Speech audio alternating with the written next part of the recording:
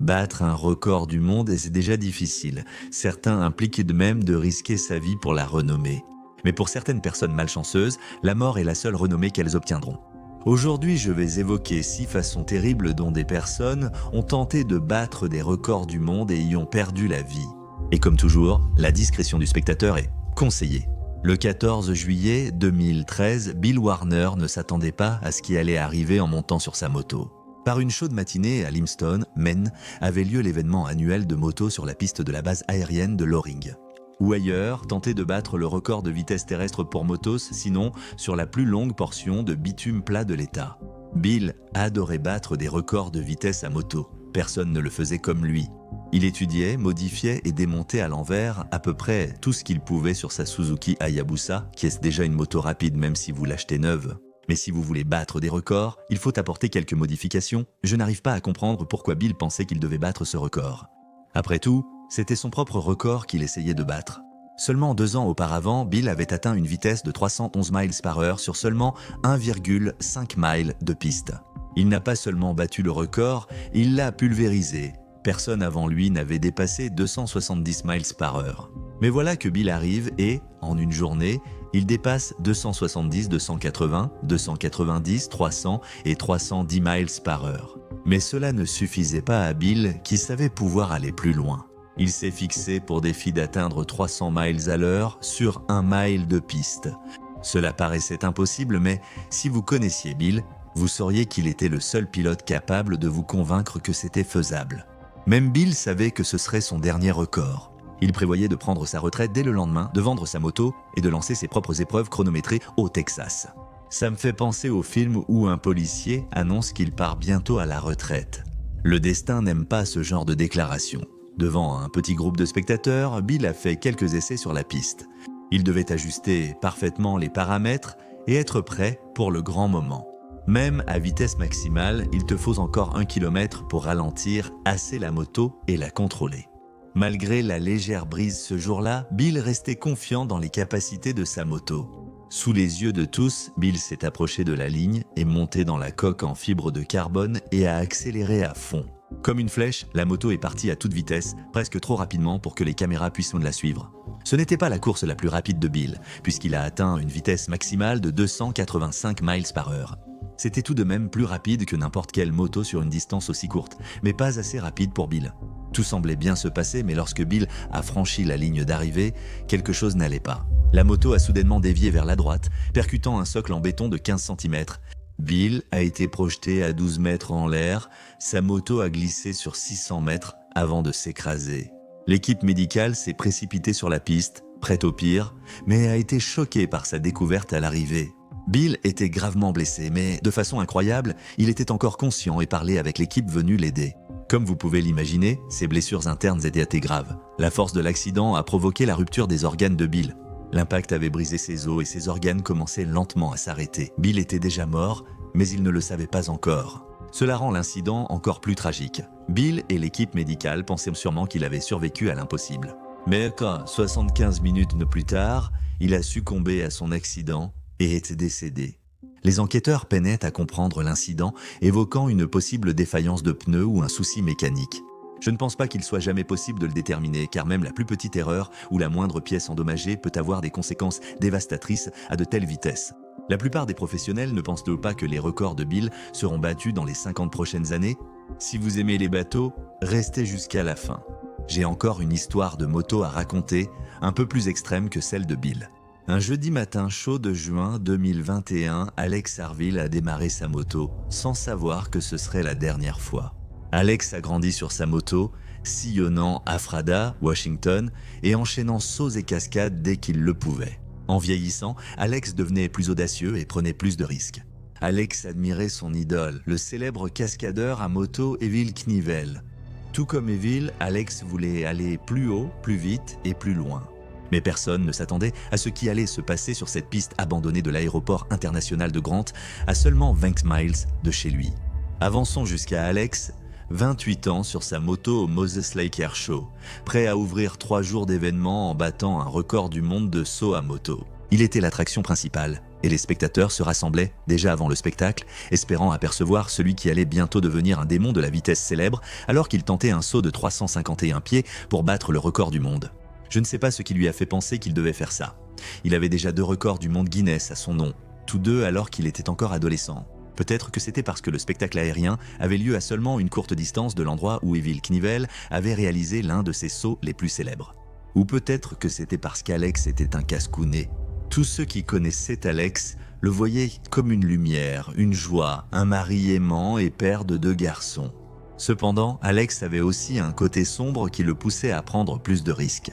Mais même sa famille n'aurait pas pu prévoir jusqu'où ce côté sombre l'emmènerait. Pendant des semaines, Alex s'était préparé pour ce saut. Il a posté sur Instagram des vidéos et photos de la rampe en construction et de son matelas de réception placé à un terrain de football de distance. Alex n'était pas stupide, il connaissait les risques. 4 ans plus tôt, Alex avait mal calculé un saut devant une foule et s'était brisé le pied après un accident. Il n'imaginait pas pouvoir recourir un jour.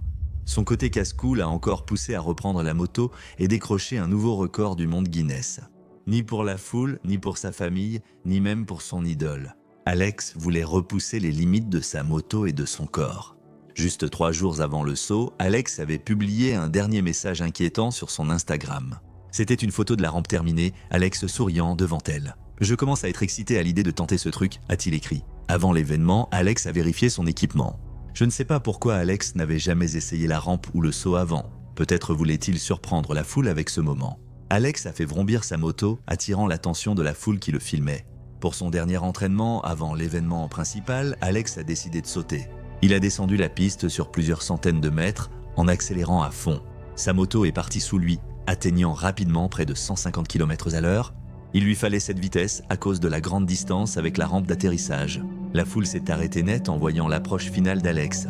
Sa moto a frappé la rampe et a décollé en douceur. On aurait dit qu'Alex allait franchir l'écart sans problème, mais il est finalement retombé à seulement 1,50 m de la rampe. Les vidéos montrent qu'Alex a percuté la rampe de terre à pleine vitesse, ce qui l'a projeté par-dessus le guidon. Le personnel médical, qui attendait déjà, s'est rapidement précipité vers le corps immobile d'Alex. Les atterrissages brutaux ont enfoncé le guidon dans la poitrine d'Alex, blessant mortellement ses organes internes. Alex a été transporté d'urgence à l'hôpital en ambulance, mais il était déjà trop tard. Il a été déclaré mort. Je n'arrive pas à imaginer à quel point il serait dévastant de passer de l'excitation à l'horreur comme ça. Imagine voir quelqu'un prendre un gros risque et échouer devant toi alors qu'il détenait déjà le record du monde. Passons maintenant à un autre sport pour notre prochaine tentative de record raté. Peux-tu imaginer être marié à ton plus grand rival, mais aussi ton idole ? C'était la vie d'Audrey Mestre, l'apnéiste. Audrey était fascinée par l'un des plus anciens sports du monde, l'apnée, où les casse-cous prennent une grande inspiration et plongent aussi loin que possible sous l'eau. Pas de bouteille de plongée, pas d'aide, rien d'autre que le courage d'aller aussi profond que possible. Ce sport remonte à 4500 avant Jésus-Christ, lorsque les Mésopotamiens envoyaient des plongeurs spéciaux pour ramasser des perles au fond de l'océan. Et Audrey en était passionnée. Je panique déjà à 2,5 mètres de profondeur en piscine. Alors imaginez être à des centaines de mètres sous l'océan sans air me terrifie. Pour elle, ce fut le coup de foudre. Elle a rédigé sa thèse à l'école sur les effets de la plongée profonde sur le corps humain. Sa thèse l'a amenée à rencontrer Francisco Ferreras, un plongeur célèbre dans ce sport. Elle l'a étudié. Elle est devenue sa plongeuse de sécurité puis l'a épousée. Audrey et Francisco sont inséparables grâce à leur passion commune pour ce sport extrême. Ils étaient le couple phare de l'apnée. Je ne pense pas que cela surprendrait qui que ce soit d'apprendre qu'ils se motivaient mutuellement, se poussant l'un l'autre à aller plus loin que jamais. Avant d'épouser Francisco, Audrey plongeait à 60 mètres, peut-être 90 mètres. Mais après s'être entraînée avec son mari, elle doublait rapidement sa profondeur. Francisco a appris à Audrey la méthode d'apnée la plus risquée, le no limits. Certains apnéistes plongent aussi profond qu'ils le peuvent avant de remonter. Mais ce qu'Audrey apprenait relevait plus des sensations que du sport. En no limits, un poids de 90 kg entraîne les plongeurs aussi profondément que possible sur un câble. Après avoir atteint 150 mètres de profondeur, ils gonflent un ballon d'air qui les ramène rapidement à la surface. Tout cela avant que leurs poumons n'éclatent par manque d'oxygène. Environ 100 personnes meurent chaque année de cette forme extrême d'apnée. Au fond, on peut ressentir une forte pression sur le corps. Cela réduit vos poumons à la taille d'orange et votre cœur ralentit jusqu'à 15 battements par minute. Tout votre corps a besoin d'oxygène, mais sous l'eau, personne ne vous entend crier. De bas en haut, la plongée ne devrait pas durer plus de 3 minutes. Au-delà, vos chances de récupération sont minces. Le 12 octobre 2002, Audrey et une petite équipe ont installé leur équipement pour qu'Audrey tente de battre le record de 531,5 pieds. Son mari avait établi ce record 2 ans plus tôt. Pendant l'entraînement, Audrey descendait régulièrement à 500 pieds, 520 pieds, voire même 550 pieds. Dans Southampton, quand le moment de tenter le record est arrivé, personne n'était prêt à la tragédie qui allait suivre. Au début, tout se passait bien pour Audrey. Elle a inspiré profondément, pris le poids et plongé là où la lumière n'atteignait pas. En un peu plus d'une minute, Audrey atteignit 550 pieds et lâcha le poids.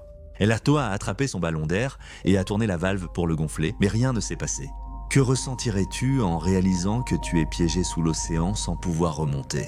Je n'ose imaginer la panique et la peur qu'elle a dû ressentir dans ces derniers instants. Seuls dans l'obscurité de l'océan, les plongeurs de sécurité l'ont rapidement remontée à la surface avec leur ballon d'air.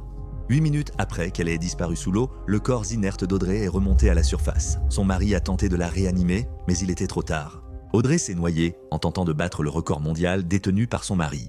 C'était déjà tragique, mais je n'arrivais pas à croire la suite de l'histoire.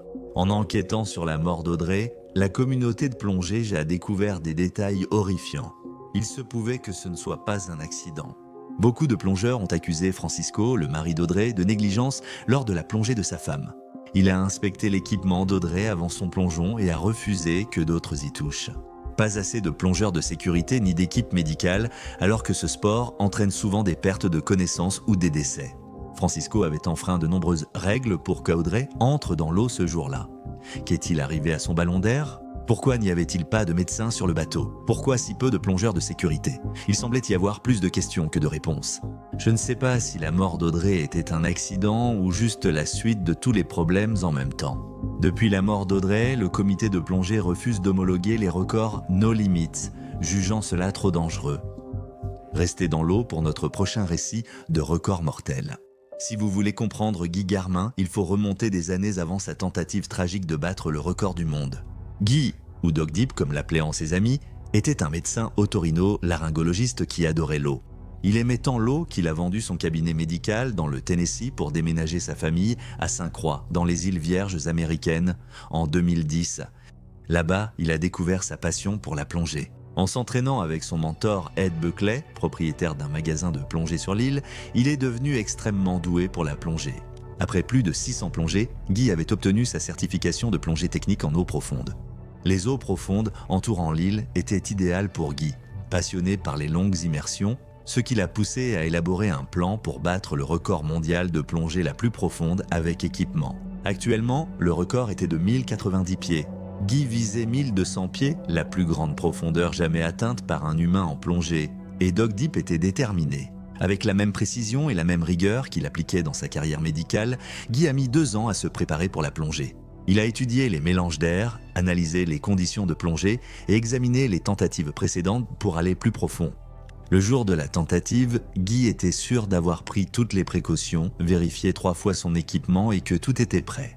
Guy avait organisé une équipe de sécurité de plus de 200 personnes comprenant des plongeurs de sécurité, 3 bateaux et plusieurs membres du personnel médical au cas où quelque chose tournerait mal. Parce que dans ce sport, les choses tournent souvent mal. Chaque année, des plongeurs subissent de toutes sortes d'effets secondaires en effectuant des plongées profondes comme celle-ci. Dès 90 mètres de profondeur, vous risquez le syndrome nerveux des hautes pressions provoquant maux de tête, tremblements, vomissements, vertiges et risque de lésions cérébrales. Et si vous ne remontez pas correctement à la surface, vous pourriez même avoir des bulles d'air dans le sang qui pourraient vous tuer instantanément. Tout ce que faisait Doc Deep était extrêmement risqué.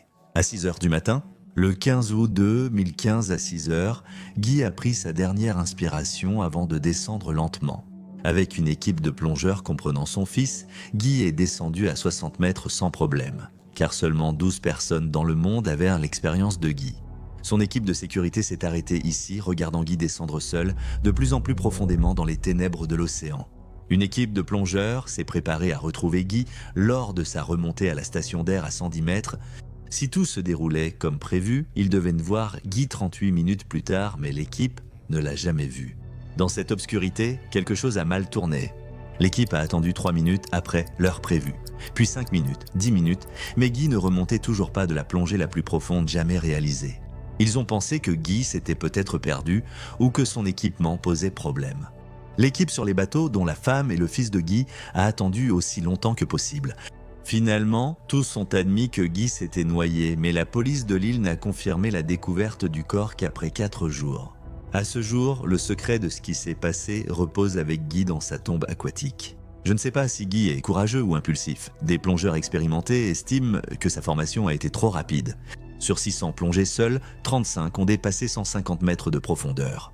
Avant sa tentative de record, Guy n'avait jamais dépassé 240 mètres, alors viser 370 paraissait impossible et risqué. D'autres affirment que nul n'était plus organisé ou préparé que Dog Deep. Peut-être qu'il y a simplement des limites à la profondeur à laquelle nous pouvons aller sous l'eau. Comment peut-on mourir lors d'un saut en parachute si le parachute s'ouvre normalement? Tragiquement, Nick Piantanita l'a appris à ses dépens. Jeune à Union City, New Jersey, il construisait des parachutes artisanaux et lançait des chats errants du balcon de son appartement au 5e étage. Quand les voisins ont dénoncé la cruauté de Nick, il s'est lui-même attaché à la place et s'est cassé le bras en tombant. Mais rien n'aurait pu ralentir Nick. Il a toujours été un aventurier dans l'âme, cherchant sans cesse la prochaine montée d'adrénaline, la prochaine sensation forte. Il a rejoint l'armée, puis est devenu le premier à escalader les falaises abruptes des chutes Angel au Pérou. Mais il y avait toujours quelque chose dans le parachutisme qui fascinait Nick. En 1962, alors qu'il avait 31 ans, Nick a suivi un cours de parachutisme et après son premier saut, il a décidé sur le champ qu'il ferait tout ce qu'il faut pour battre le record du saut en parachute le plus haut du monde. Officiellement, il s'agissait d'un saut de 83 000 pieds réalisé par un soviétique et Nick voulait ramener le record en Amérique. Officieusement, un caporal des forces armées américaines avait sauté de 102 800 pieds lors de tests militaires. Mais en raison du caractère classifié de ces tests, l'altitude n'a jamais été vérifiée. Mais pour Nick, c'était la référence. S'il voulait vraiment laisser sa marque dans l'histoire, il devait aller plus haut que quiconque n'était jamais allé, record ou non. Mais le problème, c'est qu'à part un bref cours, Nick ignorait tout du parachutisme, des hauteurs, des équipements, de l'argent et des contacts nécessaires pour survivre à un tel saut. Mais pensez-vous que cela l'arrêterait? Je ne connais pas d'homme aussi ingénieux et déterminé que Nick. Dès qu'il a goûté à la liberté et à l'adrénaline de ce premier saut en parachute, sa vie a tourné autour du défi qui finirait par lui coûter la vie. Nick a d'abord travaillé comme chauffeur de camion pour gagner assez d'argent. Le métier de camionneur offrait à Nick la liberté d'apprendre chaque week-end tout sur la technologie des ballons, la météorologie et les combinaisons de survie. Et il a commencé à écrire des lettres. Il a écrit des lettres à l'entreprise qui fabrique les combinaisons spatiales de la National Aeronautics and Space Administration. Ils ont accepté de l'aider. Il a écrit à des ingénieurs pour la construction d'un ballon spatial qui l'ont aidé et à un sénateur américain pour le financement et le soutien. Il a aidé Nick et écrit au président pour ramener le record de saut en Amérique. Si vous connaissiez Nick, vous diriez qu'il était la personne la plus charmante, charismatique ou têtue au monde. Il obtenait toujours ce qu'il voulait. Tous connaissaient le projet de Nick, mais certains n'étaient pas d'accord. Certains disaient que le saut était impossible, d'autres se moquaient ou l'encourageaient. Mais Nick n'a pas abandonné. Il connaissait les risques. Il savait qu'en sautant, il subirait des températures proches de moins 100 degrés Fahrenheit et chuterait plus vite que quiconque dépassant de 140 km/h en chute libre pendant plusieurs minutes. Il fallait être parfait juste pour survivre, sans penser à battre un record. 2 ans après son premier saut officiel, Nick avait fabriqué le Stratojump, une cabine de toilette améliorée en polystyrène et acier. Lors de sa première tentative, il n'a atteint que 22 000 pieds d'altitude avant que des vents violents ne déchirent son ballon. Nick a atterri en parachute dans la décharge. Lors de sa deuxième tentative, Nick a atteint 123 500 pieds, établissant le record du plus haut vol en ballon en solo. Mais il n'a pas pu déconnecter sa bouteille d'oxygène du ballon, donc il ne pouvait pas sauter du conteneur. Les ingénieurs ont entendu les grognements de Nick en luttant avec les bouteilles d'oxygène. « Je n'y crois pas », dit-il frustré. Au lieu du saut qu'il avait prévu, Nick a dû faire éclater le ballon et redescendre avec le parachute de sécurité toujours attaché à sa capsule. Pas de chute libre, donc pas de record. Mais le 1er mai 1966, lors de son 3e saut, tout semblait prêt. Nick avait acheté une petite clé d'$1 au cas où il aurait des soucis avec la bonbonne d'oxygène. La cabane isolée, en polystyrène, s'est élevée du sol. Depuis l'aérodrome de Sioux Falls dans le Dakota du Sud, Nick a décollé une dernière fois. L'équipe de Nick était en communication constante avec le parachutiste amateur. Malgré sa préparation exceptionnelle, rien n'aurait pu les préparer à la prochaine transmission de Nick. Vers 57 000 pieds, un étrange sifflement a retenti à la radio. Ils ont entendu Nick paniquer et dire « émerger », puis la radio s'est coupée, plus aucun son de Nick. Après quelques minutes de silence radio, l'équipe a coupé le ballon à distance et Nick est redescendu doucement à 60 miles de son point de départ. L'équipage qui suivait la tentative de record a retrouvé Nick vivant mais inconscient, toujours attaché à son siège. Étrangement, la visière de son casque était ouverte. Ceci n'est que spéculation. J'ai lu les récits de personnes qui connaissaient Nick. Tous ont dit que c'était le genre de gars à ouvrir sa visière, sûrement pour enlever la buée. Parfois, il pensait qu'il était invincible, mais à cette altitude, la combinaison se serait dépressurisée et les effets auraient été dévastateurs. Des bulles d'air auraient envahi ses tissus, vaisseaux sanguins et cerveau. Les bulles d'air ont déchiré le corps de Nick. Les secours l'ont emmené à l'hôpital où il est tombé dans le coma. Nick est décédé 4 mois plus tard, sans jamais se réveiller. Ce n'est qu'en 2012, avec le célèbre saut de Felix Baumgartner, que le record du plus haut saut en parachute a été battu. Je ne sais pas si je peux dire que j'ai une tragédie préférée, mais j'adore l'histoire de Donald Campbell. Né en 1921 dans le Surrey, Angleterre, Donald était promis à battre des records. Son père avait établi 13 records sur terre et sur l'eau. À sa mort, en 1948, Donald décida de relever le défi de son héritage. Au début, Donald utilisait l'ancien bateau de son père, un Bluebird K4 pour battre les records que son père avait établis, même sur le même lac que son père. Donald s'est progressivement illustré par des vitesses toujours plus rapides. Incroyable comme Donald suit les traces de son père et que son palmarès grandit. En 1964, Donald a battu le record de vitesse terrestre en Australie, atteignant 403 miles à l'heure dans un dragster modifié. Quelques mois plus tard, toujours en Australie, il a battu le record de vitesse sur l'eau à l'anniversaire de la mort de son père, atteignant 276 miles à l'heure. Il est la seule personne à avoir établi les records de vitesse sur terre et sur l'eau la même année. Donald était justement déterminé à battre ce record sur l'eau. Ce qu'il faut savoir à propos de Donald, c'est qu'il était un homme incroyablement superstitieux. Je ne suis pas vraiment le genre de personne à croire à tout ça, mais Donald, lui, y croyait. Il détestait la couleur verte. Il refusait d'avoir 13 de quelque chose et pensait que rien de bon n'arrivait un vendredi. Il courait toujours avec sa mascotte, un ours en peluche nommé Monsieur Whoppet dans son bateau. Ainsi, Donald, avec Monsieur Whoppet à bord, a choisi le mercredi 4 janvier 1967 comme jour idéal pour battre son record. Donald voulait franchir les 300 miles à l'heure avec le même Bluebird que son père utilisait. Il pensait que courir sur le même lac Coniston Water, où son père avait établi des records, lui portait chance. Le lac du nord de l'Angleterre était parfait ce jour-là, son eau lisse et immobile comme du verre. Le vent était faible, le soleil brillait. Les conditions étaient de aussi réunies pour que Donald parte, mais tout le monde savait que Donald allait tester les limites du possible. Son bateau avait déjà 12 ans et n'était conçu que pour atteindre 250 miles à l'heure. Non seulement cela, mais Donald lui-même venait de se remettre d'un grave accident qui avait failli lui coûter la vie. Les équipes de presse s'alignaient sur la rive et les gens se bousculaient pour apercevoir le héros local Donald Campbell et son célèbre bateau Bluebird. Après quelques essais et un salut à la foule, Donald monta à bord et fit rugir les moteurs. Tous pensaient avoir quelque chose d'incroyable, mais nul n'était prêt à ce qui allait arriver.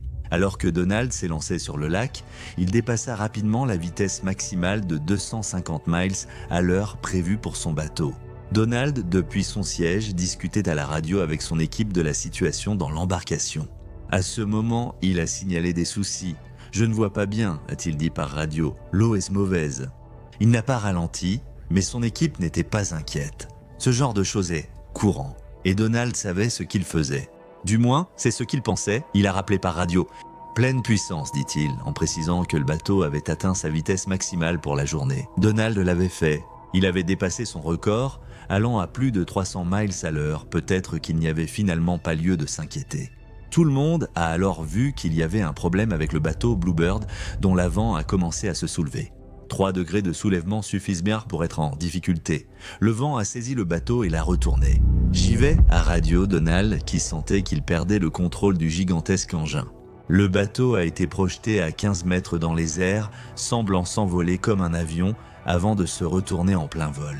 En vol, l'équipage a entendu le dernier message radio de Donald « Je suis à l'envers ». Dans un fracas, le bateau a culbuté en retombant violemment dans l'eau. En quelques secondes, le Bluebird a été détruit et a vite sombré au fond du lac. Certaines personnes dans la foule se demandaient si, d'une manière ou d'une autre, Donald avait échappé au pire et se trouvait quelque part sous l'eau. L'accident l'a malheureusement tué sur le coup. Avant l'arrivée des secours, le Bluebird avait déjà sombré, ne laissant que quelques débris à la surface. Les plongeurs ont essayé de retrouver le bateau à 36 mètres de profondeur dans le lac, mais ils n'avaient pas l'équipement adéquat. Sans personne ni bateau à retrouver, le mystère demeure. Plus tard ce mois-là, Donald a reçu la mention élogieuse de la reine pour son courage lors de sa tentative de battre le record mondial de vitesse sur l'eau. Pendant plus de 30 ans, Donald et son Bluebird sont restés au fond du lac. En 2000, un des plongeurs ont retrouvé le bateau et le corps du célèbre pilote de vitesse. En le faisant, ils ont découvert la véritable raison de sa mort. Lorsque Donald s'est écrasé à la surface, l'impact l'a décapité. Une analyse acide désoxyribonucléique avec sa fille a prouvé qu'il l'avait bien retrouvé. Ils ont retrouvé Monsieur Whoppet à la barre du bateau. Finalement, ce n'était peut-être pas une mascotte si chanceuse. Le Bluebird a été rapporté dans la ville natale de Donald.